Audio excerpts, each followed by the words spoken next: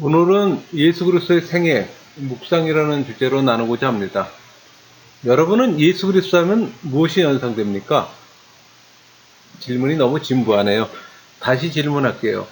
여러분에게 예수 그리스도는 어떤 존재입니까? 저는 신학교 시절부터 예수님은 제 탐구의 대상이 되었어요. 예수님이 자신의 일로 사람들의 삶을 갈라놓는 분기점이라고 했기 때문에 저는 어쩔 수 없이 끌려 들어갈 수밖에 없었어요. 예수님이 누가복음 12장 8절에서 말씀하셨잖아요. 내가 또한 너희에게 말하노니 누구든지 사람 앞에서 나를 시인하면 인자도 하나님의 사람들 앞에서 그를 시인할 것이요. 그러니까 예수님 말씀대로 우리 자신이 예수님에 대해 무엇을 생각하고 어떻게 반응하냐에 따라 우리의 운명이 영원히 결정되는 겁니다. 어떤 경우 우리는 예수님의 거침없는 이 주장을 의심의 여짐 없이 받아들여요. 그리고 또 어떤 경우에는 솔직히 고백하건대 2000년 전 갈릴리에서 살았다는 그 사실이 오늘날 우리 삶과 무슨 상관이 있는가라고 의심한 적도 있어요. 그건 의심과 사랑이라는 내적 갈등을 경험했던 거죠. 저는 가끔 생각합니다. 현존하신 하나님의 물리적 음성을 듣고 하나님과 대화를 할 수 있었으면 아마 이런 생각 때문에 오랜 동안 또 예수님을 또 갈망했는지도 몰라요. 하나님은 그러나 침묵하지 않으세요. 말씀이 말하세요. 그러니까 예수님을 찾는 사람들은 흔히 주관적 견해를 벗어나지 못합니다. 우리가 서점에서 구입하는 책들을 정독해 보면 우리는 수없이 다양하고 종잡을 수 없는 예수님을 만나요. 그러니까 이 수많은 예수들은 현대 글 쓰는 이들이 아무런 고민 없이 만들어낸 소산입니다. 그러니까 예수님 모습에 대한 혼란스러운 이미지들 가운데 둘러싸인 우리는 과연 예수는 누구인가? 라는 질문에 어떻게 대답해야 하는가? 제 자신이 연구를 하면서 일관되게 발견한 사실이 있습니다. 그러니까 복음서 그 자체로 돌아가면 언제나 안개가 걷히는 듯한 느낌이 있어요. 그러니까 복음서에는 예수님 이웃들이 미친 사람으로 여겨 배척하려고 하는 장면들이 나오잖아요. 그는 누구인가? 라는 질문에 대한 복음서는 그 결정을 독자들에게 이름을 합니다. 그러니까 무슨 말인가 하면 복음서는 그 일을 한 사람은 누구인가에 대해 추리하게끔 하는 거예요. 그러니까 우리가 교회에서 수없이 암송되는 그 성경 구절들은 물론 그리스도의 선제성과 부활 이후의 영광에 대해 이야기하지만 예수님의 지상 삶에 대해서는 대체적으로 무시하고 있어요. 그러니까 예수님 동시대 사람들의 강팍함에 좌절했고 의로운 제하는 그 모습에 또 격분했고 단순한 믿음에 감동했던 게 예수님이에요. 그러니까 진정 예수님은 보통 사람들보다 더 감정적이고 또 열정적이고 사실 또 인간미가 넘쳐 보입니다.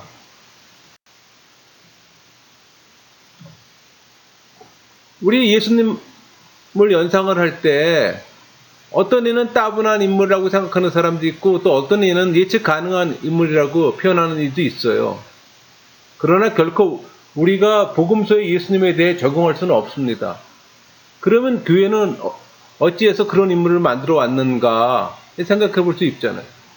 근데 제가 내린 결론에 의하면 예수님에 대한 우리들의 사고에 드러나는 대부분의 문제는 바로 그와 같은 선입견의 태도에 있다는 겁니다.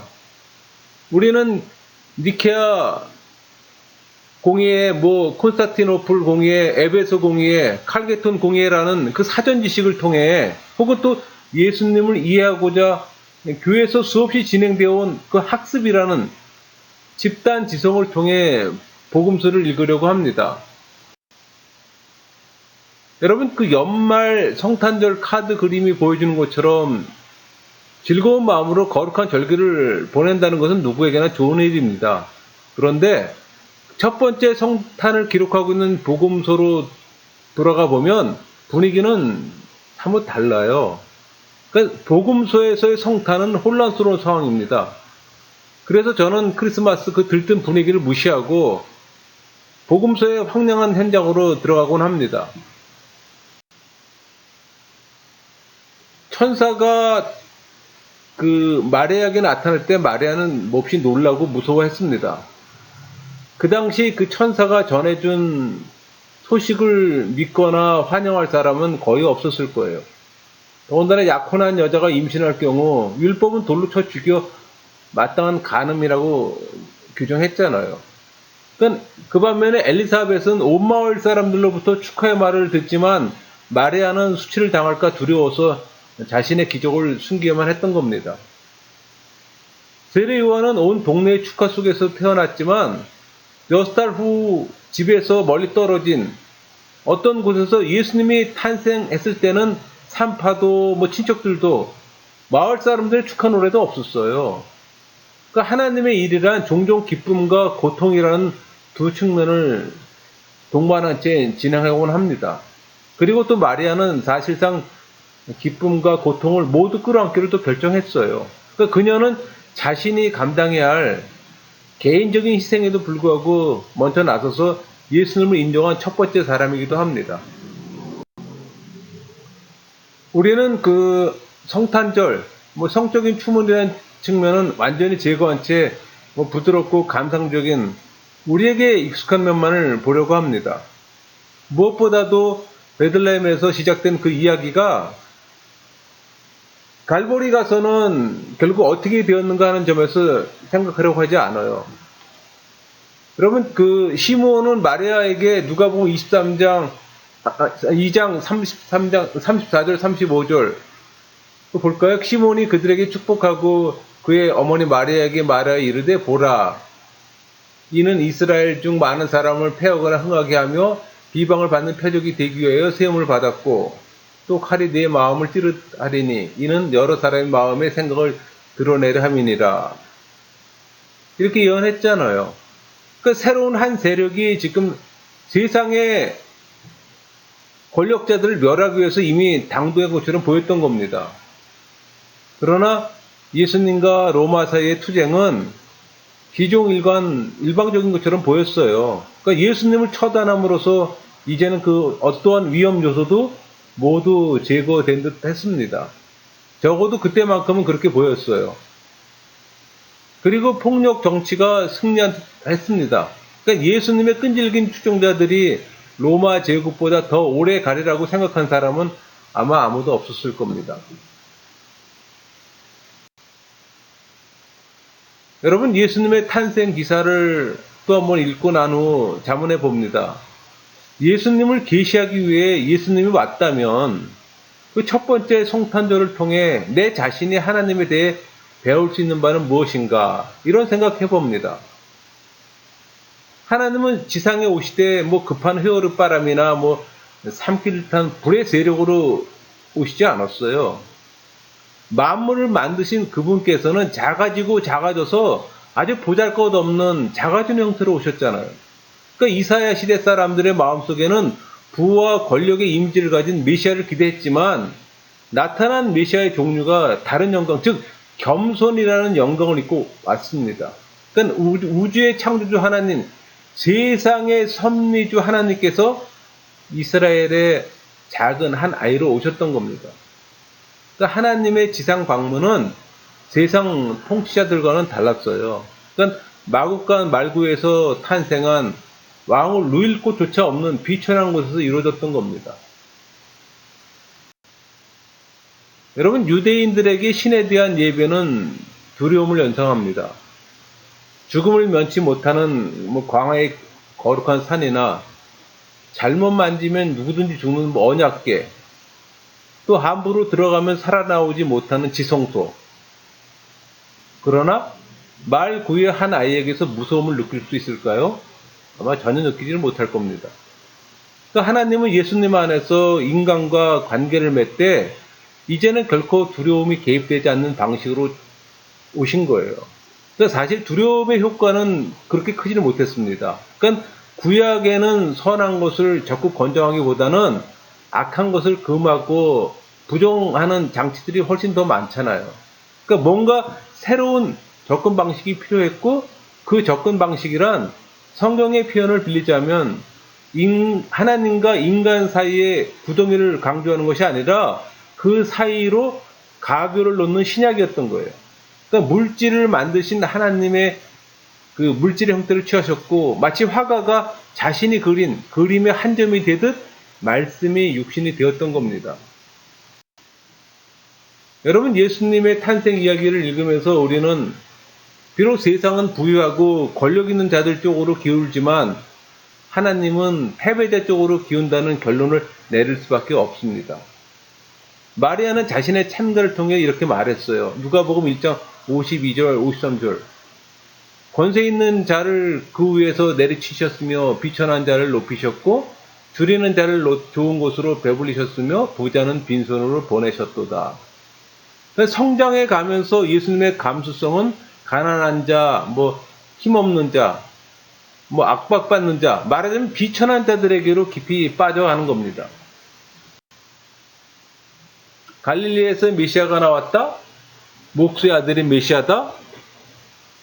예수님이 오만과 회의주의적 태도로 자신을 대접할 그 인간들 사이로 들어오시는 데는 예수님도 용기가 필요했습니다. 그러니까 하나님께서 이보다 더 엄청난 일을 하실 수 있을까? 이런 생각해봐요. 여러분, 세상 종교의 모든 교회 가운데 유일하게 기독교 교회만이 창조주의 성품의 용기라는 어떤 항목을 추가했습니다. 여기서 제가 말한 이 교의는 교회에서 공인된 것을 말하는 겁니다. 그러니까 교회 공적 표시예요. 여러분, 교리하고 다릅니다. 교리하고는. 그러니까는 교리는 성경이 가르치는 것이 개인적 가르침이 교리라면은 교의는 교회에서 공인된 거예요. 그래서 교회 공적 표시라고 보통 얘기를 합니다. 그러니까는 예수님이 지상에서 보낸 그 첫날 밤부터 그토록 필요했던 용기는 예수님이 세상을 마치는 그 순간에 이르기까지 내내 필요했던 겁니다.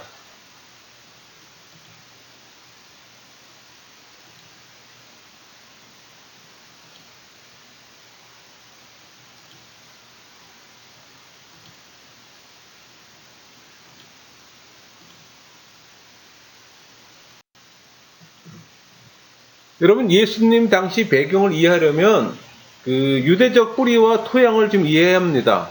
그러니까 교회에서 우리는 예수님을 하나님의 독생자, 만세전에 하나님으로부터 나신 분, 참된 하나님을 보통 고백하잖아요. 그러나 그러한 교리적 진술들은 예수님이 나사렛이라는 그 시골 동네 한 유대인 가정에서 자라났다는 복음서의 기사는 사실 초월적인 진리입니다. 우리 이방인들은 예수님의 유대 정통성은 물론 그의 인간성조차 늘 놓쳐버릴 수 있는 지속적인 위험을 안고 살아갑니다. 우리는 트럼프를 미국이라는 상황과 떼어놓고 이해할 수 없듯이 예수님을 유대 정통성과 떼어놓고 이해할 수가 없어요. 어떤 한 사람의 이야기를 알기 위해서는 그의 문화, 가족, 배경에 대해서 배워야 하듯이 예수님의 이야기를 알기 위해서도 역시 같은 방식이 적용되어야 하는 겁니다. 예수님은 그 유대인의 자긍심이 그 부활하던 시기에 성장했습니다. 그러니까 독실한 유대인들 앞에서 메시아라는 단어가 얼마나 중요하고 또 그 의미가 무엇인지 모두가 다 알고 있는 사실이에요.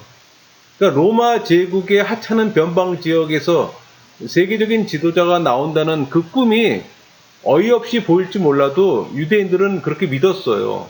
그래서 그들은 자신들의 나라를 옛 영화의 시대로 되돌려 놓는 그 왕에게 미래를 걸었던 겁니다.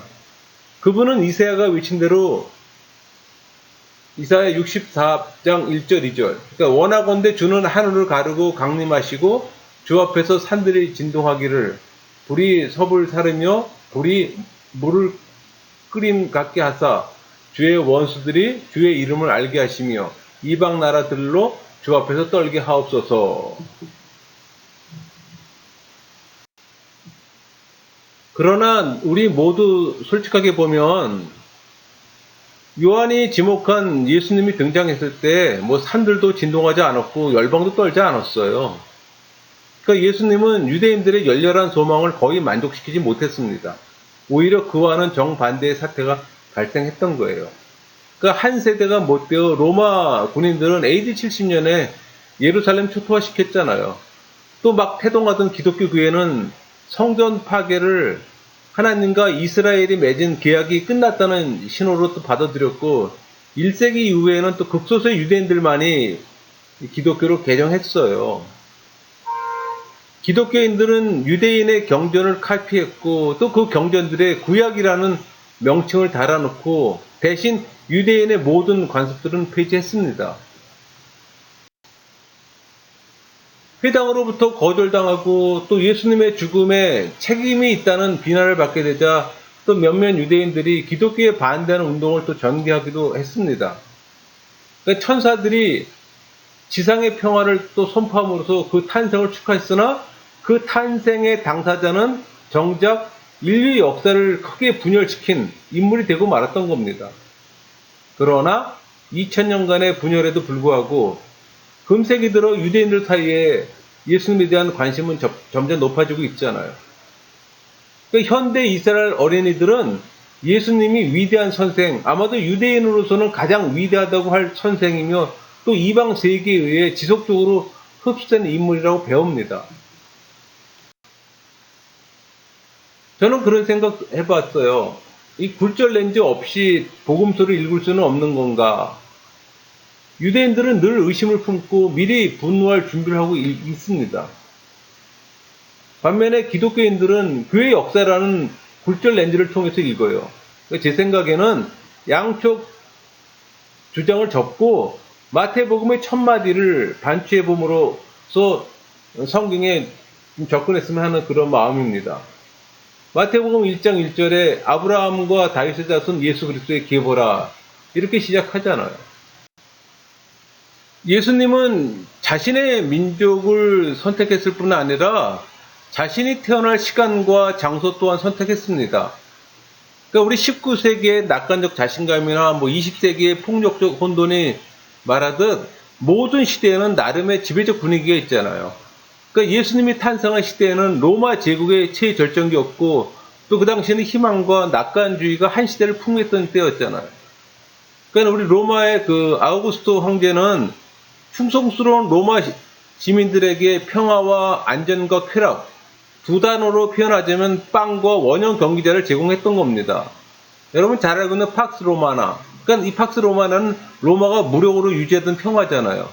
이 팍스 로마나는 그 시민들에게 제국 바깥 적으로부터 안전을 보장하고 또 로마의 정의와 시민 정부가 베푸는 특혜를 누리도록 했습니다. 한편 로마 제국이라는 몸체를 채운 것은 헬라 정신이었던 거예요. 그러니까 레반트를 제외한 로마 제국 전역의 백성들은 헬라풍으로 옷을 입고 헬라 양식으로 건물 짓고 또 운동 경기도 즐겼고 또 그리스어로 또 말했어요.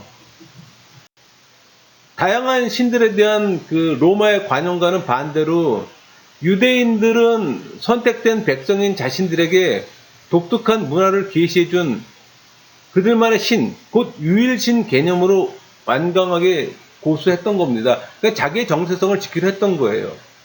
그러니까 유대인들은 로마 군인들과 싸울 때처럼 격렬하게 헬라와에 저항했고 또 이스라엘에 들어온 로마 군대가 유대인의 반란의 모든 징후들을 근절하는 데는 30년이라는 세월이 걸렸습니다. 그래서 헤롯이 등극할 때쯤에는 사실 예루살렘은 나라 전체가 거의 숙박된 상태였었어요. 또 헤롯 대왕은 예수님이 탄생할 때도 여전히 통치했고 이스라엘 지역은 그의 철권 통치 아래서 비교적 조용한 편이었습니다. 그 이유는 장기간의 전쟁으로 인해 유대인들의 영혼과 자원이 거의 고갈되어 있었기 때문에 그러니까 BC 31년에 발생한 지진으로 한 3만 명이 죽었습니다. 수많은 가축들이 몰살당했고 사람들은 더더욱 극심한 빈곤의 고통으로 내몰렸던 그런 상태였어요. 그러니까 유대인들은 그러한 비극들을 일러 메시아의 고통이라고 얘기했습니다. 그래서 하나님께 구원을 간청했습니다. 현대 이스라엘 거주민들과 예수님 시대의 갈릴리 유대인들 모두 무장 봉기를 선동하는 급진주자들의 외침에 쉽사리 동조할 성향을 가지고 있습니다. 그러니까 폭력과 소요가 끊이지 않는 오늘날의 그 중동 지역을 한번 생각해 보세요. 그러한 화약고 같은 환경에서 예수님이 태어난 겁니다. 갈릴리는 비록 번성하고 정치활동이 왕성한 곳임에도 불구하고 다른 나라, 다른 지역으로부터 거의 존경을 받지 못했어요. 그곳은 예루살렘에서 가장 멀리 떨어진 지역이었고 또 문화적으로도 가장 납부된 곳이었어요. 그러니까 예루살렘의 종교 기득권층들의 눈에는 갈릴리는 결코 메시아가 출현할 곳이 아니었습니다. 그렇게 해서 그 박해에 대한 반응으로 유대인들은 여러 분파로 또 나뉘어 갈려지고 분리와 협력이라는 상이한 길을 추구하게 되었던 겁니다. 여러 분파가 있잖아요. 그 SNF파는 정결한 금욕생활을 하는 엄격한 분리주의자들이었다면은 열심당은 무장폭동도 옹호하는 과격한 분리주의자였던 거예요. 반면에 산헤드린은 자신의 특권을 유지하고자 반란의 지구를 탐색하는 역할을 또 떠맡았고 로마에 또 협력했잖아요. 또 사두개파는 관리계층으로 가장 공공연한 협력주의자들이었고 중간 계층, 그러니까 중류 계층이 선호했던 바리새파 사람들은 분리와 협력의 경계선상에 줄타기를 했던 겁니다. 그러니까 예수님은 주요 분파들을 혼란스럽게 했고 늘 그들을 경시했어요. 그러니까 예수님은 분리도 협력도 아닌 제3의 길을 택했던 겁니다. 그것은 강조점을 헤롯과 가이사 왕국으로부터 하나님의 나라로 돌려놓는 급격한 변화였던 겁니다. 여러분 우리 창세기 에덴에서 뱀이 물었잖아요. 너희가 하나님과 같아질 수 있느냐? 이 질문은 광야에서 유혹자는 그 질문을 또 교묘하게 또 바꿔서 이 신약에 또 다른 형태로 등장을 합니다. 질문의 형태가 다르다는 얘기죠. 그러니까 내가 진정 인간이 될 수 있느냐? 이 질문은 상대는 이미 주도권을 쥐고 있다는 얘기예요. 그러니까 사탄은 예수님에게 돌을 떡으로 바꿔보라고 또 요구했고 세상의 모든 왕국들을 주겠다고 제의했습니다. 높은 곳에 뛰어내려 육신의 안전을 지켜주겠다는 하나님의 약속을 입증하라고 또 촉구했어요. 여러분, 솔직히 사탄의 요구에 악한 요소가 있습니까? 오히려 사탄은 대단히 매혹적인 개선책을 제시했던 겁니다. 배고픔이나 경작의 수고 없이 음식을 맛보게 해주겠다는 것, 그 어떤 모험을 해도 위험한 상황에는 처하지 않게 해주겠다는, 또 멸시와 거절이라는 고통을 각오하지 않고도 명예와 권력을 누리게 해주겠다는 겁니다. 여러분, 광야의 유혹은 하나님의 권력과 사탄의 권력 간의 큰 차이를 보여줍니다. 그러니까 사탄의 권력은 강요하고 현혹하고 파괴하는 성질의 것이라면 하나님의 권력은 내적이고 비og업적이며 또 전적으로 인간 선택에만 근거를 갖는 하나님의 권력은 일종의 포기와도 유사해요. 예수님은 지상에서 그 유혹을 거절하고 좀 더 느리고 온건한 방법을 취했습니다. 그러니까 예수님은 기적을 행해 세상을 제압하기를 한사코 거절했어요. 권력은 복종을 강요할 수 있지만 사랑의 반응을 이끌어내는 것은 오직 사랑뿐입니다. 그 사랑만이 하나님께서 우리에게 원하시는 유일한 것이고 또 우리를 창조하신 유일한 이유이기도 합니다.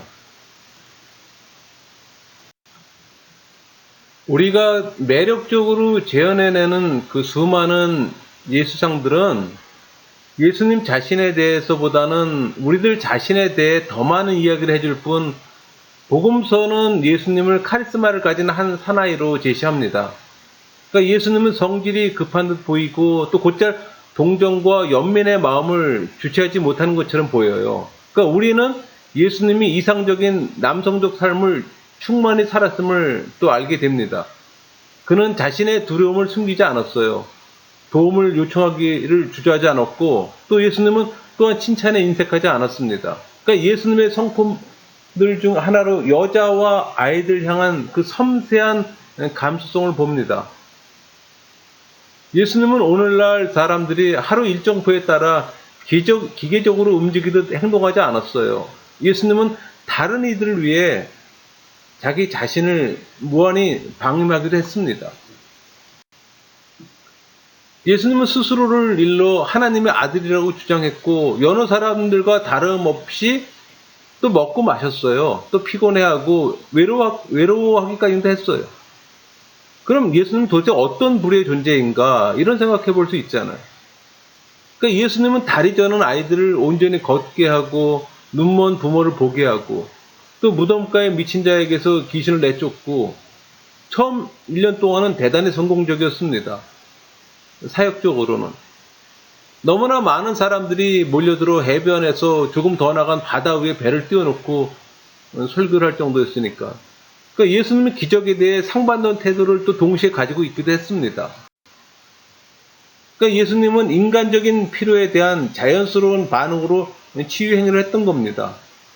도움을 호소하는 사람들을 눈앞에 두고 돌아선 적이 없어요.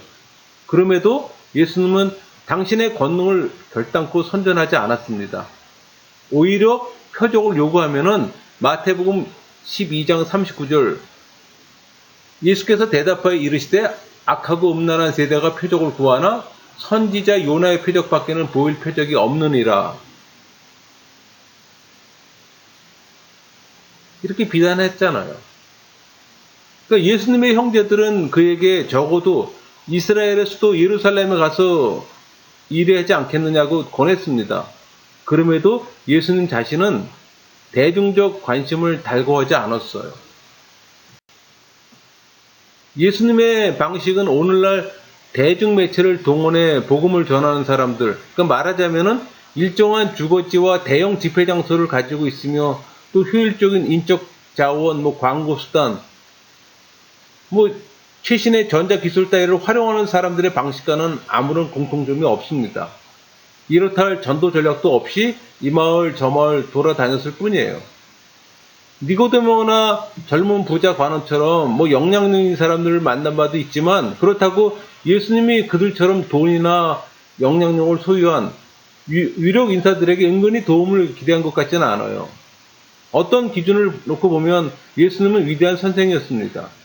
간결하고 정확하고 전율적이고 전혀 독창적이라고 묘사한 예수님의 연설에 추종자들은 좌석의 새가 달라붙어 끌려왔던 겁니다. 예수님은 질문을 대받아쳐서 질문자를 구석으로 몰기도 했어요. 그러니까 일상적인 이야기를 가지고도 심오한 진리를 전달하는 예수님의 대화 기술에 많은 학자들은 경탄을 금치 못합니다. 그러니까 예수님의 비유에는 비현실적이거나 복잡한 구조가 없잖아요. 그저 일상적인 것들을 갖고 이야기할 뿐이에요. 예를 들어도 마찬가지였어요. 주변에 일반적인 것 갖고 예를 들잖아요. 우리 지상에 온 예수님은 요한복음 1장 14절을 보면은 예수님 말씀이 육신이 되어 우리 가운데 거하심에 우리가 그의 영광을 보니 아버지의 독생자의 영광이 은혜와 진리가 충만하더라. 이렇게 말하고 있습니다. 사실 이 인용구는 예수님의 메시지를 제대로 요약하고 있는 거예요. 그러니까 예수님은 하나님의 사랑에 대해서 아주 단순한 메시지로 말하잖아요. 어떤 이유에서인지 모르지만 하나님께서는 아무런 대가나 조건 없는 사랑을 우리에게 베풀기를 결정하셨어요. 그러나 예수님이 은혜를 강조했다고 해서 그것이 하나님의 거룩하심에 흠을 내는 행위라고는 아무도 비난할 수 없습니다. 우리는 예수님이 선언한 진리, 당시 가장 엄격하다고 할 수 있는 랍비들의 가르침보다 한결 엄격하고 완고한 그 진리에 놀라지 않을 수 없는 겁니다. 예수님은 분노조차 살인이라고, 음욕조차 간음이라고, 탐심조차 도둑질이라고 규정했잖아요. 그러니까 예수님은 아무도 이룰 수 없는 윤리적 기준을 제시했던 겁니다. 또 예수님은 진리를 추구한다기보다는 진리 그 자체였어요. 그러니까 예수님 입에서 나오는 말의 출처는 예수님 자신이었던 겁니다. 그러니까 예수님은 분쟁을 두려워하거나 피하지 않았어요. 수많은 조롱꾼과 비방자들을 상대로 싸웠습니다. 한 번은 가늠한 여자에게 돌로 던지려는 군중들을 물리친 적도 있잖아요. 또 사역 초기에는 유대 애국주의자들 또한 이 군중들 틈에 끼어 있었습니다. 그러니까 동심원 바깥쪽에 그들은 거기 서서 예수님의 반 로마 항쟁 선언을 간절히 고대했던 겁니다. 그런데 예수님은 결코 이 바깥쪽에 포진하고 있는 사람들의 입맛대로 움직여 주지 않았던 겁니다. 그러나 가르친 만큼은 그들에게도 똑같이 베풀었어요. 그리고 이 모든 이들 향해 사심없이 열려있는 가르침의 태도야말로 회원들에게 한해서만 자신들의 모임을 개방한 SNF파 다른 분파들과 극명한 차이점을 보였습니다. 여러분, 동심원 안쪽에 그 100여 명 남짓한 예수님의 사람들, 추종자들이 있잖아요. 그러니까 인기에 영합하지 않는 예수님은 군중들이 아니라 바로 이 진지한 추종자들을 향해서 대부분 의견을 피력했던 겁니다. 그는 어느 누구도 제지할 수 없을 강력한 어조로 쉼없이 이 추종자들에게 더 깊은 헌신을 요구했어요. 내 십자가를 지라고. 이 말은 대충 하는 얘기 아니에요, 여러분. 로마는 당시 유대인들을 대상으로 본때를 보이는 차원에서 길가에 십자가를 세워놓고 정기적으로 흉악범들을 못하게 죽였어요. 이 추종자들은 이 추종자들보다 더 안쪽에 원을 차지하고 있는 무리들이 있었어요. 그게 12제자예요. 그러니까 12제자의 이상스러운 인적 구성에 대해 우리는 또 의문보를 달게 됩니다. 그러니까 로마의 병렬이 반대하는 열심당원 시몬이 있는가 하면 또 로마가 세운 계리 정부에 얼마 전 고용됐던 세리 마테가 있고 또 니고데모 같은 학자들이나 아리데마 요새와 같이 부유한 후원자들이 있는 것도 아니에요. 제가 관찰한 바로 말하자면 제자들의 가장 명백한 특징은 사실 그들의 우둔함이 아니었나 하는 생각이 듭니다. 제자들은 거의 대부분의 시간을 무지와 모리에라는 안개에 둘러싸여 예수님의 참모습을 제대로 본 사람이 없었어요. 왜 예수님은 이처럼 명백한 실패자들에게 그토록 많은 투자를 하셨는가? 그런 생각해 볼 수 있잖아요. 예수님은 그들을 하인 삼으려고 제자를 세운 것도 아니잖아요. 예수님은 제자들을 친구로 삼았어요. 기쁨이든 슬픔이든 제자들과 더불어 나누었고 또 어려운 때는 그들에게 도움을 요청도 했어요. 그들은 예수님의 가족이 되었던 겁니다. 그러니까 우리는 예수님이 가망 없어 보이는 이 초짜들과 일하기를 좋아했다는 느낌을 떨쳐버릴 수가 없어요. 예수님은 이 오합지졸의 무리로 시작해서 그로부터 20세기 흐르도록 성장을 멈추지 않는 교회를 세웠던 겁니다. 여러분, 지금까지 수도 없이 산상수훈을 들었지만 전 그렇게 지나치게 매이지는 않았어요. 그러나 예수 그리스도에 대한 연구를 하면 할수록 산상수훈에 대한 거기에 담긴 내용이야말로 그 메시지의 핵심을 깨닫게 됩니다. 1세기 로마 통치에서 벗어나기를 소원하는 이들에게 예수님이 내놓는 말이란 게 뜻밖이고 또 선뜻 받아들이기 어려운 내용이었어요. 그러니까 원수나라 군인이 와서 따귀를 한 대 때리거든 다른 한쪽도 대주라고 하고 또 박해를 기뻐하고 가난한 걸 감사하래요. 예수님은 전혀 복수도 하지 말고 오히려 원수를 사랑하라고 했습니다. 여러분, 그런 원리를 기초로 왕국을 세웠다면 도대체 그 왕국은 로마 제국 앞에서 얼마나 오래 견딜 수 있을까? 저는 그런 생각해 봅니다. 우리가 지금 살고 있는 사회처럼 자기 주장과 확신이 좋은 것이며 또 부유한 것이 복이 있다고 하는 사회에서 이 팔복 같은 메시지가 어떤 의미를 가질 수 있을까? 여러분, 우리는 강한 자를 복이 있다고 우리는 믿잖아요. 오로지 좋은 시간 갖기만을 목말라 하고 최고가 되기만을 열렬히 원하는 자가 복이 있다고 하는 사회에서 우리는 살고 있잖아요. 좀 거칠게 문제를 다뤄보자면 팔복은 과연 진리인가? 이런 질문을 할 수 있습니다. 만약 진리라고 한다면 왜 교회는 가난과 애통, 굴종과 박해를 가르치지 않는가? 오히려 그런 것들을 반대하고 있지 않은가? 도대체 이 팔복, 이 암호 같은 예수님의 가르침의 참된 의미는 무엇일까 생각하게 됩니다. 그 팔복을 그저 불행한 사람들 기분 좀 나아지라고 하는 소리 정도로 이해할 수 없는 이유는 예수님이 지구상의 모든 사람들 중 유일하게 진리를 깨닫고 도달할 수 있는 이상적 경제 세계를 이 땅에서 사신 분이잖아요. 그 자신이 하늘나라에서 내려왔기 때문에 이 세상에 어렵고 비참한 것을 쉽사리 상쇄할 만한 사람이기 때문에, 그러니까 팔복에서 예수님은 이 세상에서는 그리 특권을 누리지 못하는 사람들을 축복하고 있어요. 그들이 수고한 것이 무의미하게 끝나지 않는다는 확신을 줄 뿐 아니라 어마어마한 보상을 받게 될 것이라는 약속도 해줍니다. 여러분, 요즘 그리스도인들에게 미래에 받을 상급 운운하는 것은 구식이 됐습니다. 예수님이 말하는 것 같은 낮은 처지가 도무지 와닿지 않을 정도로 그리스도인들은 편안하고 안락한 생활을 하고 있잖아요. 그러니 팔복이 낯설게 들릴 수밖에 없어요. 저는 팔복에 들어있는 영원한 상급의 약속을 더 이상 그림의 떡으로 외면하지 않게 되었습니다. 미래의 상급을 바란다는 것에 어떤 유익이 있는 걸까 생각해 봤어요. 마치 다른 세상에서 들려오는 종소리처럼 예수님이 한 보상의 약속은 현재 상황이 어떻게 보이든 간에 악의 미래는 불못으로 가고 선의 미래는 낙원이라는 사실을 말해줍니다.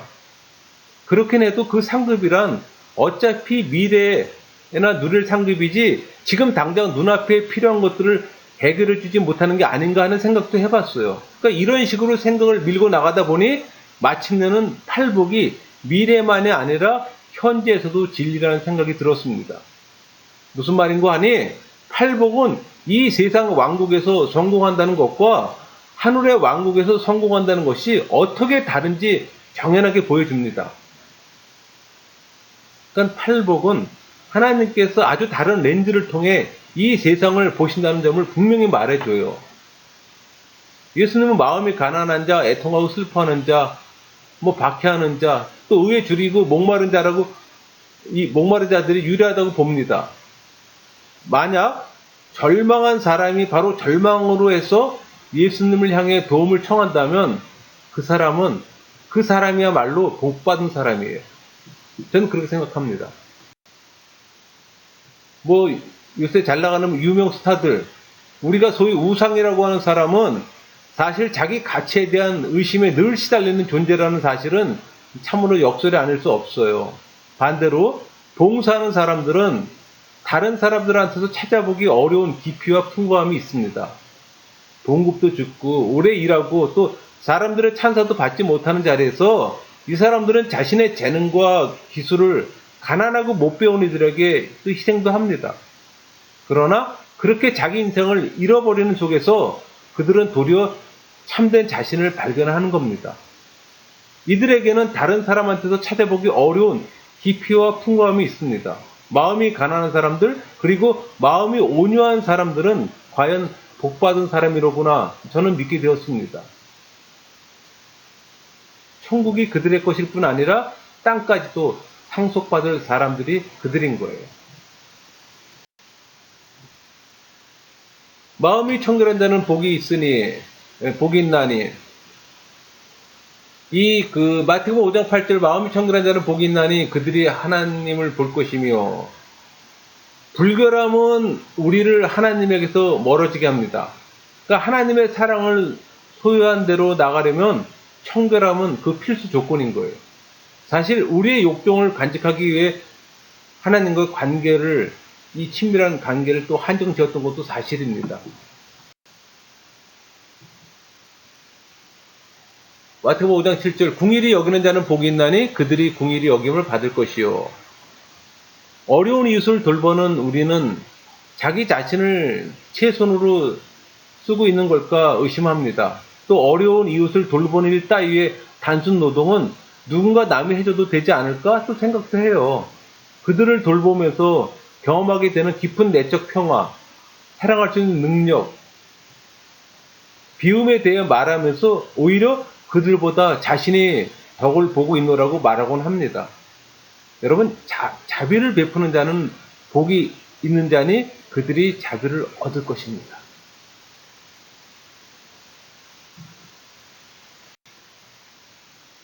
마태복음 5장 9절 화평하게 하는 자는 복이 있나니 그들이 하나님의 아들이라 일컬음을 받을 것이며. 여러분, 마틴 루터킹 목사는 그 비도덕적 방법을 통해서 참된 도덕적 변화가 있을 수 없다는 점을 군중들에게 일깨워주고자 애썼잖아요. 얻어맞고도 뒤받으시지 않았고 사람들이 복수를 주장할 때 화평을 외쳤어요. 간디처럼 마틴 루터킹 목사도 순교자가 됐던 겁니다. 그가 죽자 더 많은 사람들이 비폭력주의를 불의에 대항하는 방식으로 받아들이기 시작했잖아요. 마태복음 5장 4절 애통하는 자는 복이 있나니 그들이 위로를 받을 것이며. 여러분, 슬픔을 당한 사람은 그 경험으로 인해 다른 이들에게 위로자가 됩니다. 그래서 그 상처 입은 치유자보다 더 효과적인 치유자가 없다고 하잖아요. 마태복음 5장 6절 의에 줄이고 목마른 자는 복이 있나니 그들이 배부를 것이며. 역설적이지만 풍성한 생명은 남에게 자기 생명을 내어줌으로써 또 의를 위해 용기 있게 일어섬으로써 또 약하고 힘없는 자를 섬김으로써 그리고 자신이 아니라 하나님을 추구함으로써 얻을 수가 있는 겁니다. 그들은 자신을 희생하고 내어주지만 그 누구보다도 생생하고 풍성한 삶을 살았던 사람들이에요. 예수님은 사회적으로 존경받는 계층으로부터는 차가운 반응을 받았으나 도덕적으로 불결한 사람일수록 예수님의 주변에 있기를 편안해했습니다. 그런데 오늘날은 예수님 당시의 모습과는 정반대잖아요. 왜 오늘날 죄인들은 우리 주변에 있기를 꺼리는 걸까? 예수님은 죄인들의 친구였습니다. 그들은 예수님 주변에 있기를 좋아했고 또 어울리기를 열망했어요. 그러니까 예수님이 함께 식사했던 대상들에 대해 읽으면서 저는 왜 한 그룹, 죄인들은 예수님과 더불어 있기를 편안해하는 데 반해 다른 그룹, 소위 경건한 사람들이죠. 그들은 왜 그토록 불편했을까? 그 단서를 잡아보려고 좀 애썼습니다. 그러니까 바리새인들이 한 여인을 간음하는 현장에서 붙잡았는데 그 당시 간음은 꼭 죽음에 해당하는 범죄였잖아요. 그 예수님이라면 어떻게 하라고 할 것인가? 이 바리새인들은 도덕과 자비 사이의 갈등을 일으킬 질문으로 예수님을 함정에 빠뜨려 보려고 시도했습니다. 이 긴장된 장면에서 예수님의 원칙 하나를 분명하게 볼 수 있었어요. 즉, 그는 모든 억압된 죄를 뚜렷하게 표면에 떠오르게 합니다. 그리고 그렇게 분명히 드러난 그 죄를 용서해 주는 거예요. 그러니까 간음한 여인은 용서받고 현장을 떠났습니다. 그러니까 새로운 인생을 살도록 풀려난 거예요. 그리고 바리새인들은 슬금슬금 자리를 빠져나갔잖아요. 모두 가슴이 찔린 채로. 아마도 창녀나 쇠리 혹은 죄인으로 낙인 찍힌 사람들이 예수님께 쉽사리 응답할 수 있었던 이유는 가슴속 깊이 자신이 잘못되었다는 걸 깨닫고 있어 그 예수님께 드러나는 하나님의 용서가 그만큼 매력이 있었던 탓이 아닐까 하는 생각도 해봅니다.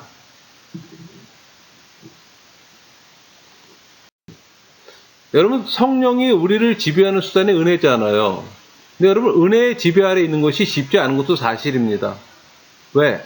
차라리 우리는 엄한 법 아래서 우리가 어디쯤 와 있는지 등급 매기게 차라리 쉽습니다.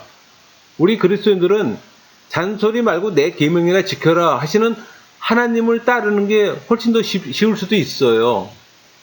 그러나 예수님은 하나님의 거룩하심에서 하나님의 자비하심으로 옮겼습니다. 그러니까 제대로 되지 못한 것은 들어올 수 없다는 그 메시지 대신에 하나님 나라에서는 애시당초 제대로 되지 못한 것이란 있지 않다라고 선포하시는 겁니다. 그러니까 이방인과 서슴없이 만나고 죄인들과 더불어 먹고 병자를 꺼리지 않고 만지는 등의 행위를 통해 예수님은 하나님의 자비가 미치는 영역을 넓혔어요. 한편 유대 지도자들은 예수님의 이런 행동은 곧 그들의 종교적 카스트 제도를 위협하게 하는 모습으로 비쳤던 겁니다. 그렇다면은 예수님은 행위는 상관없고 뭐 강도, 악인, 뭐 간통하는 사이에 아무런 윤리적 차이가 없다는 결론을 내릴 수 있을까? 이런 의구심 갖게 되잖아요. 물론 아닙니다. 여러 가지 면에서 행위는 여전히 중요해요. 다만 행위가 하나님께 받아들여지는 척도가 아니라는 것 뿐이에요. 중요한 건 단지 하나님의 용서의 능력일 뿐입니다. 그러니까 예수님은 이 세상의 모든 고통을 모두 없애지는 않았어요. 예수님은 그저 이 세상 한편에서 병자들 몇 명 고치고, 그러나 이 모든 인간의 고통에 대해 하나님께서 얼마나 관심을 갖고 계신지 분명한 답을 보여주셨던 겁니다. 예수님이 고통받는 사람들, 또 사회 보잘것없는 사람들을 어떻게 대했는지 보면 하나님의 마음을 우리가 짐작할 수 있는 거예요. 하나님은 무정한 절대자가 아니라 사랑으로 우리에게 다가오시는 분이잖아요. 그러니까 하나님께서는 우리의 모든 연약함을 아세요. 마치 예수님이 아들의 시신 옆에 선 과부를 보듯, 또 문둥병자 시몬을 보듯, 또 자기를 저주하고 도망친 베드로를 보듯이. 그러나 예수는 베드로 믿었잖아요. 이 교회로 하여금 거절당한 자에게 언제나 자리를 내주는 공동체가 되라고. 그러나 현실은 그렇지 못한 것은 왜일까요? 예수님은 기적을 과시해달라는 그 요청에는 번번이 거절했어요. 그러니까 기적이 흥분을 자아낼 수는 있어도 삶을 바꾸는 신앙을 낳지는 못한다는 사실을 예수님은 일찌감치 알고 있었던 겁니다. 1세기 사람들이라도 오늘날 합리주의자들처럼 기적이 일어났다고 하면 그들은 우선 의심부터 합니다. 아니면 우스운 소리로 경멸하고, 그러니까 신앙에 이르는 경우는 극히 드물었던 겁니다. 날 때부터 눈먼 자를 예수님께서는 그 장애가 죄 때문에 아니라 하나님이 하시는 일을 나타내고자 함이라고 고쳐주셨잖아요. 그러나 바리새인들은 눈앞에 기적을 부인하지 못하면서도 자신들의 그 주장하던 낡은 죄의 논리에 매달렸어요. 그래서 예수님이 요한복음 9장 34절에 그들이 대답하여 이르되 내가 온전히 죄 가운데 나서 우리를 가르치느냐 하고 이에 쫓아내어 보내니라. 그렇게 꾸짖었던 겁니다. 사람이 신학적으로 눈을 멀면 쉽게 그 맹점을 떨쳐버리지 못합니다. 그러니까 신앙은 기적을 낳지만 기적이 꼭 신앙을 낳는 건 아니에요. 여러분, 육체는 치유받다 하더라도 언젠가는 반드시 죽잖아요. 그렇다면 뭔가 예수님은 그저 있다가 없어질 이 세상의 세포를 치유하러 온 것이 아니라 영혼을 치유하러 온 거잖아요. 왜 부흥사들은 그런 영적 문제를 치유하는 데는 별 관심이 없는 걸까? 저는 그런 생각해 봅니다. 대개는 그저 육체의 치유면에만 관심을 기울이는 거예요. 우리 역시 몸이 조금만 불편해도 쉽게 부대끼지만 죄를 놓고는 그렇게 괴로워하지 않는다는 점을 떠올려 봅니다. 누가복음 그 11장 29절에 그 말씀 볼까요? 무리가 모였을 때 예수께서 말씀하시되 이 세대는 악한 세대라 표적을 구하되 요나의 표적밖에는 보일 표적이 없나니. 누군가 권능을 보여달라고 하면 예수님은 아마 이렇게 대답했을 겁니다. 그리고 예루살렘에 이르러 많은 사람들이 예수님이 행하는 기적을 보고 믿었음에도 불구하고 요한복음 2장 20절을 볼까요? 예수는 그의 몸을 그들에게 의탁하지 아니하셨으니 이는 친히 모든 사람을 아심이요. 그들 마음에 뭐가 있는지 알았기 때문입니다. 사실 표적은 증명이 아니에요. 그저 옳은 방향을 찾는 사람에게 어떤 이정표 구실을 할 뿐입니다. 우리 나사로 이야기는 그 전말을 짚어볼 때 예수님의 앞날뿐만 아니라 지구의 앞날을 미리 전조로 보는 것이라 할 수 있어요. 사실 우리 모두는 중간지대 시대에 살고 있잖아요. 마치 나사로 죽음에서 소생에 이르는 기간처럼 비통함과 혼란의 중간지대를 살고 있어요. 나사로 한 사람이 살아났다고 해서 이 지구의 문제가 온통 해결되는 건 아닙니다. 그러려면 다시 한 사람이 죽어야 해요. 그래서 요한은 나사렛 기적으로 예수님의 운명을 전혀 뜻밖의 역설적인 방식을 통해서 우리 앞에 내놓은 겁니다. 요한복음 11장 53절 볼까요? 이날부터 그들이 예수를 죽이려고 모의하니. 그렇게 기록하고 있잖아요. 또 그날부터 흥미롭게 예수님의 모든 이적과 기사가 끝이 나고 있다는 사실 여러분 아십니까? 그렇다면 애시당초 기적은 왜 있는 걸까? 또 이런 생각해봐요. 그리고 기적이 있음으로 해서 달라진 것은 무엇인가? 예수님이 병자들을 좀 고치고 죽은 자를 몇 명 살렸다고 해서 지구상의 문제가 근원적으로 해결되진 않잖아요. 사실 또 그러자고 예수님이 온 것도 아니고. 그럼에도 불구하고 예수님이 지상에 있는 동안 이 타락한 세계에 끼치는 그 온갖 영향에 대응할 수밖에 없는 것이 또한 예수님의 그 본성이었습니다. 즉, 지상을 활보하는 동안 잘못되어 있는 것을 바로잡는 초자연적 힘을 발휘될 수밖에 없었던 거예요. 예수님이 행한 질병의 치유는 죄다 에덴 동산, 즉 사람의 눈이 머는 법도 없고 다리를 절지도 않고 오랫동안 하혈하지 않아도 되는 상태를 우리에게 새삼 일깨워 줍니다. 그리고 앞으로 그와 같은 새 창조의 시대가 다가오고 있음을 또 일러주기도 해요. 질병과 죽음의 사슬을 끊는 예수님의 기적은 원래 이 세상이 어떠해야 했는지 가르쳐줄 뿐 아니라 장차 하나님께서 모든 것을 바로잡으실 그때를 희망할 수 있게 해주는 겁니다. 간단히 말해서 현재 세상에 만족하지 못하기는 하나님이나 우리나 마찬가지예요. 그리고 예수님이 베푼 기적은 하나님께서 장차 이 세상에 대해 어떤 일을 행하실지 그 단서가 됩니다. 어떤 이는 말하기를 예수님이 행한 치유는 자연세계 안에 벌어진 초자연적 기적이 아니다. 오히려 부자연스럽고 상처받고 악마적인 이 세계 안에 벌어질 참된 의미의 자연적 사건들이다 하고 얘기하는 자도 있어요. 그 예수님 사역 마지막 주간이 이제 중요 포인트인데, 그 옛날에 어떤 주석가는 말하기를 그렇게 표현했어요. 그 복음서란 예수 생애의 마지막 주간에 관한 연대기일 뿐 그 나머지는 다 서론이다 이렇게 얘기하는 사람도 있습니다. 그러니까 대개 세상의 전기를 인노라면 보통 주인공의 죽음에 대한 부분은 전체의 5%가 되는 경우가 별로 없어요. 그런데 이 복음서의 기록의 경우는 전체 분량의 3분의 1가량을 예수님 생애의 마지막 주간에 집중하고 있습니다. 마태, 마가, 누가, 요한이 다 예수님의 죽음을 예수님 사건의 중심되는 신비로 서술하고 있는 거예요. 거기에는 기적도 없고 초자연적으로 구출되는 장면도 나오지 않아요. 예루살렘 입성하는 그림이죠. 네복음서가 이 모든 장면을 기록하고 있는데 얼른 봐서는 전에 예수님을 반대하던 자들마저도 예수님에게 화난 것처럼 보입니다.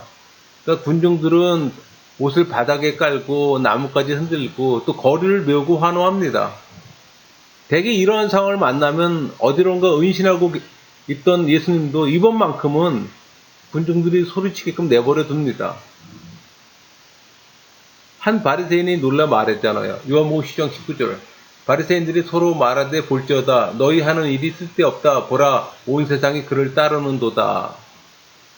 그러니까 예수님 자신도 이 떠들썩한 행진에 대해 복잡한 감정이 있었을 겁니다. 누가의 기록을 보면은 예수님은 예루살렘 도성에 이르자 울기 시작해요. 그는 군중들이 얼마나 쉽게 변한지를 잘 알고 있잖아요. 지금은 열렬히 호산나 하던 그 입술로 십자가에 못 박으라고 열렬히 외칠 수 있음을 예수님은 알고 있었던 겁니다. 최후의 만찬의 그림이죠. 그날 저녁 제자들은 여러 상징으로 가득 찬 유월절 예식을 치르면서 속으로 많이 놀라고 있었을 겁니다. 예수님이 출애굽 이야기를 낭독할 때 제자들 마음속에는 애굽 대신에 아마 로마라는 단어가 자리 잡고 있었을 겁니다. 만약 하나님이 출애굽에서와 같은 일을 이번에도 만약에 단행하신다면 마침 또 유월절 축제로 예루살렘에는 엄청난 사람 순례자들이 모여서 복잡할 때잖아요. 지금보다 더 좋은 기회는 없죠.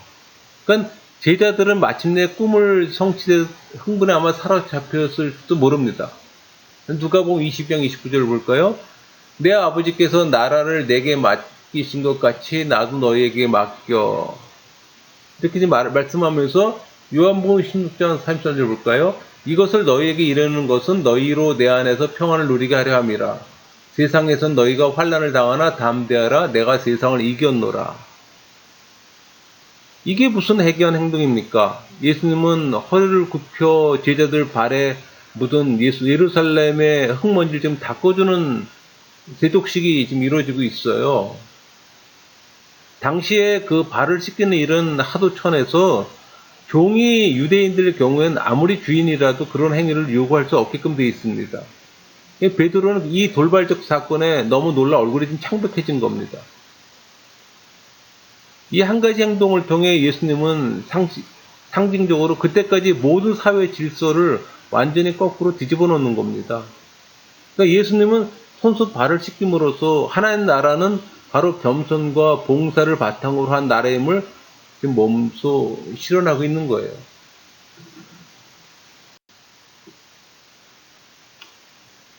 여러분, 유다가 예수님을 배신하는 장면을 잘 알고 있잖아요. 어쩌다 유다는 예수님을 배신하게 이르는 걸까? 이런 생각해 볼 수 있잖아요. 이 질문을 하면서 우리 제자들이 겟세마네에서 예수님 두고 달아나던 장면 떠오릅니까? 그리고 또 베드로가 마태복음 26장 69절 70절 베드로가 바깥들에 앉았더니 한 여종이 나와 이르되 너도 갈릴리 사람 예수와 함께 있었도다 하거늘 베드로가 모든 사람 앞에 부인하여 이르되 나는 네가 무슨 말을 하는지 알지 못하겠노라 하며 이렇게 지금 얘기했어요. 여러분, 부활 이후에도 이 11 제자는 선뜻 믿으러 들지 않았습니다. 말하자면은 유다의 배신도 다른 제자들과 비교할 때 정도의 차이는 있을지언정 종류가 아주 다른 것이라고 말하기는 어려워요. 예수님이 말하는 왕국이라는 것이 정작 왕자가 아니라 십자가로 가는 것이었음을 알았을 때 제자들은 전부 어둠 속으로 슬며시 사라졌던 겁니다. 그런 의미에서 유다만이 예수님을 배신한 유일무이한 인물은 아니에요. 다만 그가 가장 유명할 뿐이지. 베드로와 유다처럼 두 인간 사이의 운명이 갈라진 경우를 쉽게 보진 못할 겁니다. 상황이 위험스럽게 되자 둘 다 주님 배신하잖아요. 그러니까 유다는 양심의 가책을 받으면서도 회개하지 않았어요. 다만 자기 행동에 논리적 귀결이라고 보이는 자살을 택한 거고, 또 유다의 죽음은 예수님이 주려는 바를 거절한 행동입니다. 베드로 또한 비참한 신경일 수밖에 없었지만 여전히 예수님의 은총과 용서에 자신을 열었어요. 마침내 예루살렘의 대부흥을 주도했고 로마에 이르기까지 그 일을 멈추지 않게 되었던 겁니다. 겟세마네 동산의 기도의 내용이죠. 우리 마태복음 26장 40절 41절 제자들에게 오사 그 자는 것을 보시고 베드로에게 말씀하시되 너희가 나와 함께 한 시간도 이렇게 끼어 있을 수 없더냐. 시험에 들지 않게 끼어 기도하라. 마음에는 원이로되 욕심이 약하도다 하시고, 제자들이 한시도 끼어 있지 못하자 예수님은 상처받은 마음을 감출하지 않았어요. 기도하고 돌아오셔서 제자들이 자는 걸 보시고 베드로에게 말씀하시되 너희가 나와 함께 한 시간도 이렇게 끼어 있을 수 없더냐 이렇게 질책하시잖아요.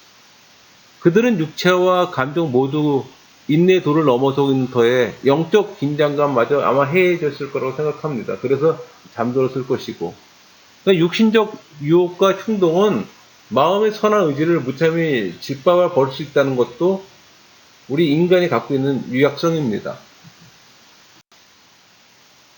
예수님은 마가복음 14장 36절 이르시되 아빠 아버지여 아버지께는 모든 것이 가능하오니 이 잔을 내게서 옮기시옵소서. 그러나 나의 원대로 마시옵고 아버지의 원대로 없소서 하시고 간청했던 겁니다. 또 누가복음 20장 44절 예수께서 힘쓰고 애써 더욱 간절히 기도하시니 땀이 땅에 떨어지는 빗방울 같이 되더라. 성경은 또 그렇게 기록하고 있습니다. 그렇다면 이 겟세마네 기도 도대체 무엇이 예수님을 그토록 번민하게 했을까? 다가올 고통과 죽음에 대한 두려움이었을까? 그러나 그것만이 아닌 무언가 다른 게 거기 끼어들고 있었는데 예수님으로서는 처음 하는 경험, 즉 하나님께 버림받음이라고 한 그 무엇입니까? 그러니까 응답받지 못하는 기도. 그것이 겟세마네 이야기의 핵심에 지금 놓여 있는 거예요. 그러니까 예수님의 한 기도와는 달리 고난의 잔은 거두어지지 않았던 거잖아요. 세상도 그를 거부했고 그 잔이야말로 예수님이 지상에 온 목적이었던 겁니다. 십자가는 왕국으로 가는 길이 아니잖아요. 그것은 이미 와 있는 왕국 그 자체였던 겁니다. 그러니까 여기 십자가에 자기 원수를 사랑한 사람, 그의 의로움이 바리새인의 그것보다 더 컸던 사람, 원래는 부유했으나 가난하게 된 사람, 겉옷을 달라는 자들에게 속옷까지 줘버린 사람, 자기를 이용하고 우롱하는 자들을 위해 기도하는 사람이 매달려 있던 겁니다.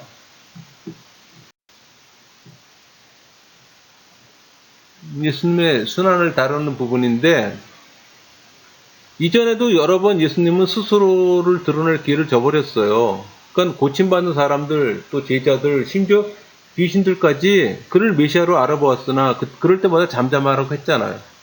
한참 인기가 올라갔을 때 군중들이 무슨 유명인을 따라다니는 팬처럼 갈릴리 호수에서 그 주변을 맴돈 적도 있었어요. 그때 예수님이 한 일은 몸을 숨기는 거였습니다. 그러다 사람들은 마침내 찾아와 왕을 삼을라 치면 야릇한 설교하시면서 또 스스로 떠나가게 만들었고, 그러던 예수님이 손을 등 뒤로 묶인 채 얼굴은 잠을 못 자 퉁퉁 붓고 뺨에는 본인들의 손자국이 난 채로 누가복음 23장 3절 빌라도가 예수께 물어 이르되 내가 유대인의 왕이냐? 대답하여 이르시되 내 말이 옳도다. 내가 유대인의 왕이냐 하는 질문에 내 말이 옳도다 하는 대답을 한 겁니다. 가장 약하고 거절당하고 주변에 아무 편드는 사람이 없는 이 불운한 때 예수님은 당신이 누군지 드러내도 좋다고 생각하고는 자신을 그리스도라고 시인했습니다. 어떤 주석에는 이 부분을 이렇게 표현해놨어요. 종교를 세우게 될 위험이 완전히 지나자 예수는 자신의 메시아됨을 드러냈다라고 표현하는 주석도 있습니다. 갈보리 십자가죠. 우리가 의문스러운 것 중 하나가 역사에 히틀러 같은 스탈린 같은 사람들이 등장할 때 하나님은 왜 가만히 계셨을까 하는 점이잖아요. 그러나 그 어느 것도 옛날 예루살렘에서 암흑의 금요일이 진행되는 동안 하나님께서 침묵하셨던 데에는 미치지 못합니다. 그러기에 인간이 되신 하나님은 그 어느 인간보다도 더욱 고통스럽고 하나님과 멀어짐을 경험하셨던 겁니다. 아들은 완전히 버림받았다고 느끼며 죽어갔던 거예요. 우리는 예수님의 무력함을 또 무능한 하나님의 예로 볼 것인가 아니면 하나님의 사랑을 보여주는 산 예로 볼 것인가. 여러분, 십자가는 하나님에 대해 사랑 때문에 힘을 포기하실 수도 있는 분으로 재정의 합니다. 어떤 이의 편을 빌리자면 예수님은 하나님의 편에 일방적인 무장해자가 된 것이라고 표현하기도 합니다. 마가복음 15장 22절 23절 예수를 끌고 골고다라 하는 곳에 이르러 번역하면 해골의 곳 몰약을 탄 포도주를 주었으나 예수께서 받지 아니하시니라. 골고다 아람어로 골고다 히브리어로 골고타 라틴어로 갈바리아 이렇게 표현하는데 우리가 흔히 갈보리라고 부르는 단어의 번역입니다.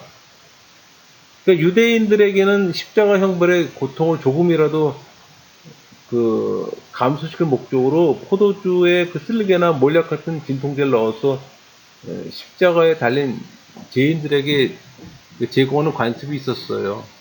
그래서 예수님은 오히려 그 진통작용을 하는 잔을 마시기보다는 하나님이 주시는 고난의 잔을 온전히 또 마시려고 했던 그것도 사실이고요.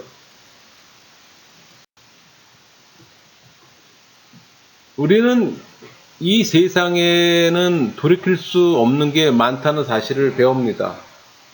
그러나 부활절이 이 세상에 돌이킬 수 없는 것도 돌이킬 수 있다는 사실을 비로소 실감하기 시작해요.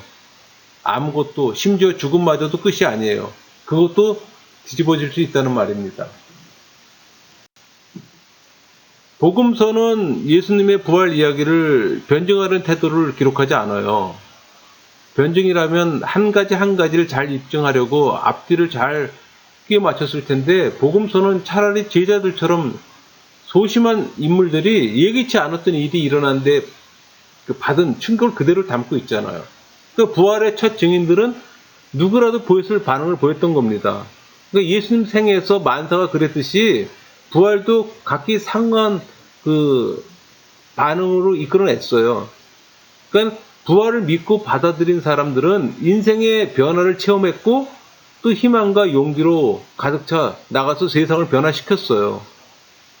그러나 믿지 않는 사람들은 그 분명한 증거를 부인할 방법들을 생각해내지 않으면 안 되었고, 과연 하나님이 예언한 대로였습니다. 누가복음 16장 31절 이르되 모세와 선지자들에게 듣지 아니하면 비록 죽은 자 가운데서 살아나는 자가 있을지라도 권함을 받지 아니하리라 하였다 하시니라. 예언대로입니다. 예수님 부활 후 40일간 한 11번 정도 걸쳐서 예수님 나타나셨잖아요. 그러니까 우리가 아는 한 믿지 않는 사람이 부활한 예수님을 본 경우는 단 한 번도 없습니다. 도마에게 한 말 속에서 그 단서를 찾을 수 있어요. 요한복음 20장 29절에 예수께서 이르시되 너는 나를 본 거로 믿느냐? 보지 못하고 믿는 자들은 복되도다 하시니라. 그러니까 예수님을 볼 수 있는 특권을 누렸던 이들이 믿음을 갖기란 한결 수월했을 겁니다. 하지만 그렇지 못한 사람들은 어쩌란 말인가. 예수님은 머지않아 떠나야 할 때가 다가오고 또 따라서 후일에는 그를 보지 못한 사람들만이 지상에 남게 되리라는 사실을 알고 있었던 겁니다.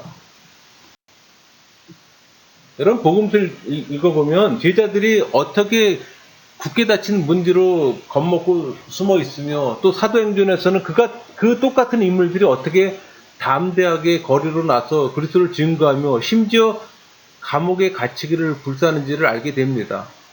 도대체 부활 아침에 무슨 일이 일어났는지 생각하지 않을 수 없게 만드는 극적인 변화예요. 여러분 부활은 이들의 믿음의 진원지였던 겁니다. 어떤 이는 이 믿음에 대해 교회 안에서 자란 믿음이 아니라 오히려 교회를 있게 한 믿음, 교회가 거기에 기초를 둔 믿음이라고 표현도 했어요.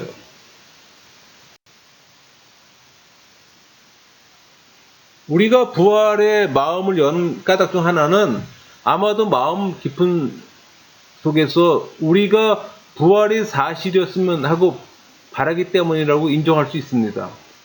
신앙은 강력한 어떤 강렬한 희망이 기름으로 타오르는 것으로 알 수 있잖아요.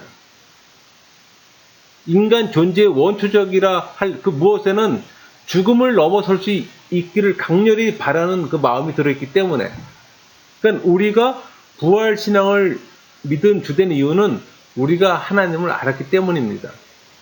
하나님을 알지 못하면 믿을 수 없는 일이죠. 즉 하나님은 사랑이시라는 걸 알았고 또 우리 인간은 우리가 사랑하는 대상이 줄곧 살아있기를 바란다는 사실도 알아요. 여러분 사람은 친구들이 죽어 사라지게 하지 않습니다. 그들은 늘 기억 속에 살아있으며 눈으로 더 이상 볼 수 없게 된 이후에도 가슴은 늘 그들을 그리워합니다. 그러니까 하나님께서도 사랑하는 사람들이 죽는 슬픈 일이 일어나는 지상의 형편에 만족하고 계신 건 아니에요. 그러니까 하나님의 사랑은 무언가 극복할 길을 찾아요. 그래서 사망이여 자만하지 말라 이런 말을 할 수 있었던 겁니다. 하나님께서 사망이 최후 승리를 거두도록 하지 않으실 것이기 때문에.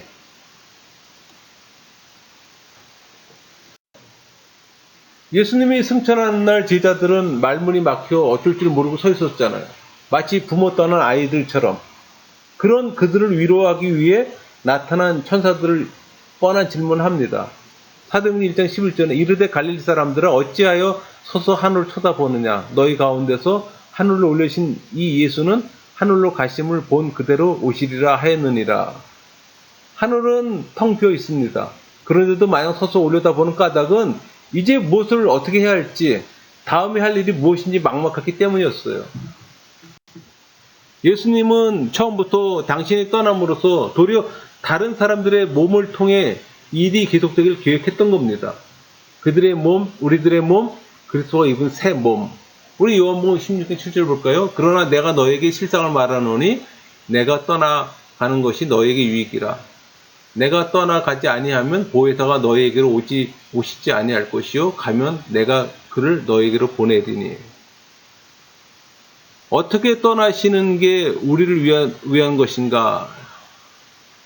또 누가복음 20장 19절 또 떡을 가져 감사기도 하시고 떼어 그들에게 주시며 이르시되 이것은 너희를 위하여 주는 내 몸이라. 너희가 이를 행하여 나를 기념하라 하시고 그들은 너희를 위하여 주는 내 몸을 나눠 먹었습니다. 그 안에 담긴 엄청난 뜻은 전혀 이해하지 못한 채로 그 순간 아버지께서 아들에게 맡기신 일이 다시 아들을 통해 그들에게 위임되고 있었던 거예요. 요한복음 10장 18절 볼까요? 아버지께서 나를 세상에 보내신 것 같이 나도 그들을 세상에 보내었고 예수님은 그렇게 기도했던 겁니다. 승천한 이후에 예수님은 언제나 이 땅에서 당신이 살았던 삶을 계속할 수 있는 다른 이들의 몸을 찾는다고 말하면 지나칠까요? 사실 여러분 교회는 성육신의 연장이며 또 하나님께서 이 세상에 현존하시는 주된 방법이라고 할 수 있습니다. 왜 예수님은 이 모든 싸움을 그저 우리 손에만 맡기고 떠난 걸까? 떠나서 유익한 건 도대체 뭘까? 이런 생각해 봅니다. 종국이 내린 결론은 승천은 우리 신앙에 있어서 가장 어려운 씨름거리 중에 하나였어요. 승천이 사실이냐 아니냐가 관심이었다는 말이 아니라 왜 승천이 있어야 했느냐로 그게 생각의 걸림돌이었던 겁니다. 텅 빈 푸른 하늘을 올려다보지만 거기에는 아무것도 보이지 않아요. 예수님은 승천함으로써 자칫 잊혀질 위험을 감수했어요. 그러니까 주인이 우리를 완전히 버리고 떠났으므로 이제부터 우리 나름의 규칙을 세워 살아가면 되는 건지 이런 생각도 해봐요. 여러분 양과 염소의 비유 두 가지 측면에서 실종한 신의 문제를 집중적으로 다루고 있습니다. 우선 이 비유는 떠난 주인의 심판날에 돌아오리라는 것을 말해줘요. 그날엔 정말 문자 그대로 모든 것 남김없이 계산하게 될 것이고 그날 떠났던 이가 능력과 영광으로 돌아와 그동안 지상에 벌였던 모든 일을 정리한다는 말입니다.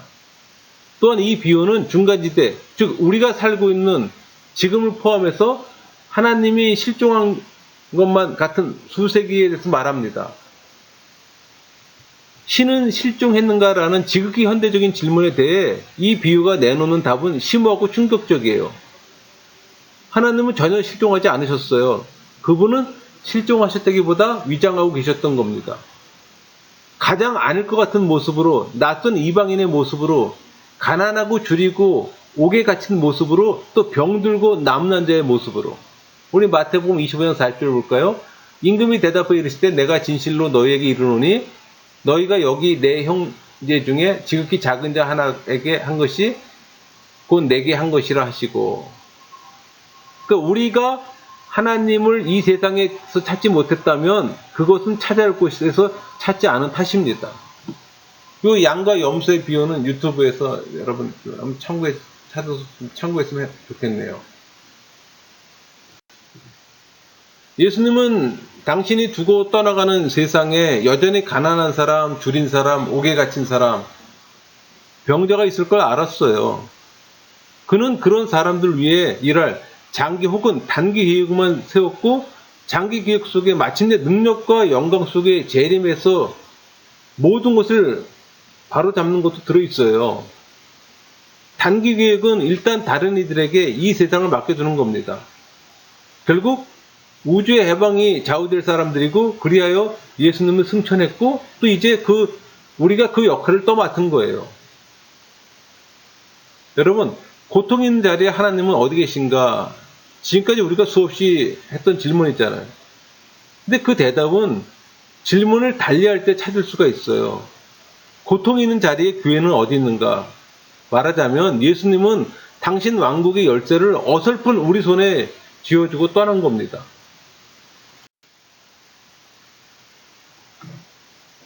하나님의 나라에서 나라 킹덤의 이 말의 뜻을 두고 예수님과 군중들의 보이는 길은 큽니다. 그러기에 예수님은 대부분 배척당했고 메시아란 자고로 이래야 한다는 국민적 이미지에 예수님 자신이 부합하지 않았어요. 그러니까 예수님은 그 나라를 결코 명백하게 정의하지 않았습니다. 그 나라를 설명하기 위해 예수님이 사용한 이미지들은 아주 구체적이에요. 씨 뿌리는 비유입니다. 그러니까 천국은 씨 뿌리러 나가는 농부와 같잖아요. 그러니까 뿌린 씨앗 전부가 곡식을 내지는 못합니다. 돌짝밭에 떨어지기도 하고 더러는 새나 들쥐들이 먹어버리기도 하고 때로는 가라지 틈새에 껴 자라지도 못하기도 하고.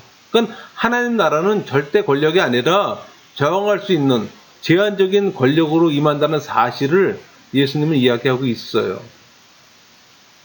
씨 뿌리는 자는 헬라어로 호스페이론입니다. 그러니까 어떤 특정한 자가 아니라 일반적으로 씨를 뿌리는 자, 농부를 가리킵니다. 그러니까 천국 복음을 전파하는 자를 가리키는 말이에요. 그러니까 씨 뿌리는 자는 하나님, 예수님, 기독교인의 의미를 갖고 있어요. 근데 본 비유에서는 예수님으로 이해하면 가장 맞을 것 같습니다. 그러니까 이 비유가 궁극적으로 예수님을 받아들이는 것과 받아들이지 않는 것을 의미합니다. 하나님 나라는 겨자씨와 같아요. 처음에는 너무나 작게 시작하므로 사람들이 비웃고 물론 성공의 가능성도 보이지 않아요. 하지만 그 나라는 모든 장애를 극복하고 세상으로 퍼져나갑니다. 그리고 세상의 병든 자, 가난한 자, 가치자들에게 안식의 그늘을 드리고 또 하나님 나라는 진귀한 보석들을 취급하는 상인과도 같습니다. 그러니까 자신의 전 재산을 처분했음에도 상인은 일점의 후회도 하지 않습니다. 그는 기꺼운 마음으로 생애 최대의 보람을 얻은 심정으로 거래해요. 십자가를 지는 그 희생은 결국 현명한 투자임을 밝혀집니다. 예수님의 비유 가운데 이리 가운데 있는 양, 밭에 뿌린 작은 씨앗, 가르반죽 속의 누룩, 세상의 소금. 그러니까 예수님이 사용한 이 왕국들의 비유들은 내부로부터 발원하는 비밀한 힘의 이름이에요. 그러니까 예수님은 당국자들과 권력을 공유하는 승리하는 교회에 대해서 한마디도 하지 않습니다. 하나님 나라는 세상 나라들과는 정반대로 작은 운동, 소수의 운동일 때 최고의 기능을 발휘하는 것이 아닐까 하는 생각도 해봐요. 이상한 일이지만 작은 운동의 범주 이상으로 확대되면 그 나라는 본질이 변하고 맙니다. 예수님은 하나님 나라가 언제 오느냐는 그 바리새인들의 질문을 받잖아요.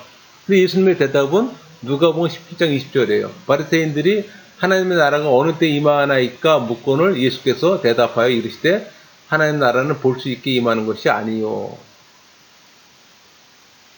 바리새인들이 묻는 질문에 지금 하나님은 대답했습니다. 즉 하나님의 나라는 분명 지상 나라들과의 이 법칙과는 다르게 운영되잖아요. 그러니까 그 나라는 사람들 내부에 살고 자라나는 거예요. 사실 문제는 교회가 지나치게 외형적 성격을 띠거나 정부나 너무 허물없는 관계에 맺을 때 발생합니다. 그러니까 외부적 정치적 왕국을 만들고 바꾸는 것과 하나님의 초월적 왕국을 확장하는 일 중 어느 편이 우리에게 최우선의 목표인가 그런 생각해 볼 수 있잖아요. 그러니까 하나님께서는 지금도 과연 과거처럼 미국이나 여타 국가들을 민족이라는 단위로 묶고 심판하시는가? 여러분, 예수님이 하나님 나라를 비유들을 이야기한 데는 사실 그와 같은 폐쇄적 민족적 개념을 고추적인 뜻이 아니에요. 그러니까 하나님은 이제 무엇보다도 민족이라는 단위를 통해서는 일하시지 않습니다. 민족을 초월하는 한 나라를 통해 일하실 뿐 우리가 도전하고 힘을 모아할 부분은 한 나라를 기독교화시키는 데 있지 않아요. 그것은 언제나 지는 전쟁일 뿐입니다. 우리는 오히려 점점 더 적대적으로 변하는 세상에서 하나님 나라가 되기 위해 분투해야 합니다. 하나님 나라는 예수님의 가르침을 찾을 수 있어요. 그것은 지금과 아직, 말하자면 현재와 미래의 이름입니다. 그러니까 예수님은 하나님의 나라는 이미 왔다거나 너희 안에 있다고 말함으로써 종종 그 나라의 현재적 양상을 강조합니다. 그리고 어떤 경우 그 나라는 미래에 있다고 암시하기도 하는데, 제자들에게 가르치는 기도를 통해 우리는 예수님의 암시를 읽을 수가 있어요. 우리 마태복음 6장 10절 볼까요? 나라가 임하옵시오며 뜻이 하늘에 이룬 것 같이 땅에서도 이루어지이다. 그리스도가 재림하는 순간에야 하나님 나라는 온전히 드러날 겁니다. 그날이 이르기까지 우리는 더 나은 미래를 위해 일해야 하고, 언제나 복음서에 비추어 그 미래의 원형을 세워나가야 할 겁니다. 또 하나님의 나라는 바야흐로 세상에 침노하고 있어요. 우리가 그 나라의 사자가 되어야 할 것입니다. 수많은 해답과 그에 못지않은 질문을 산출해낸 예수님의 탐사는 이제 결말을 향합니다. 저는 그 과정에서 결코 예수님을 규정 지을 수는 없어요.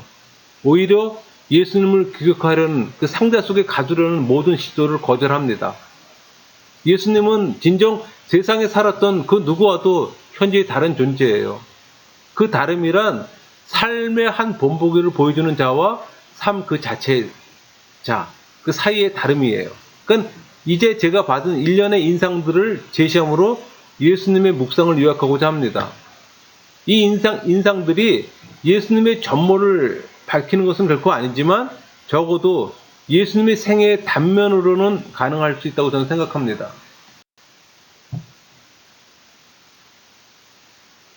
예수님의 친구들이 누구였습니까? 죄인들이었어요. 예수님은 하나님을 공경하는 바리새인보다 비천한 세를 칭찬했잖아요. 그러니까 예수님은 죄를 미워하되 죄인 그 자체에 대해서는 호의적인 태도를 완강하게 고수했습니다.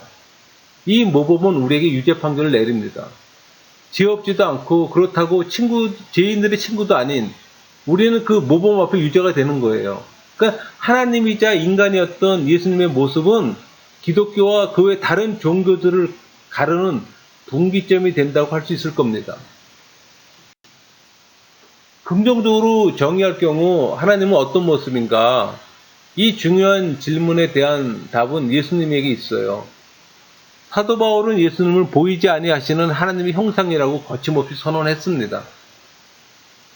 예수님은 하나님의 정확한 재현이에요. 우리 골로새 1장 19절 아버지께서는 모든 충만으로 예수 안에 거하게 하시고, 말하자면 하나님은 그리스도와 같아요.